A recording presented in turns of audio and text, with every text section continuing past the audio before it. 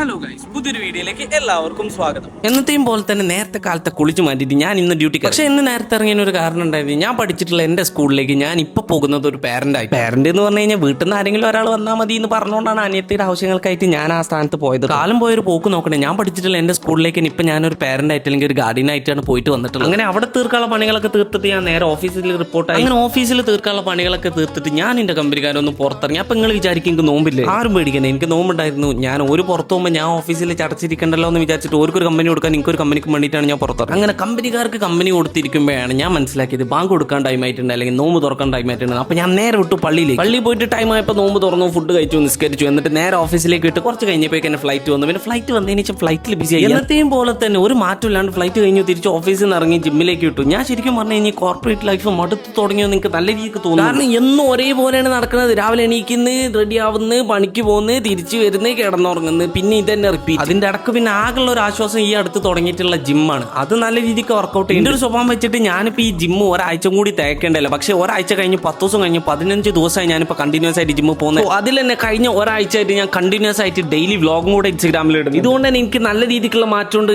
എനിക്ക് നല്ല രീതിക്ക് പ്രൊഡക്റ്റീവ് ആവാനും പറ്റുന്നുണ്ട്. ഒരു വിധമായി ഇന്ന് വർക്കൗട്ട് ചെയ്തിട്ട്. അപ്പോൾ ഇത്രയൊക്കെയുള്ള നേരത്തെ ഒരു കുഞ്ഞു വീഡിയോയിൽ. Hope guys enjoyed.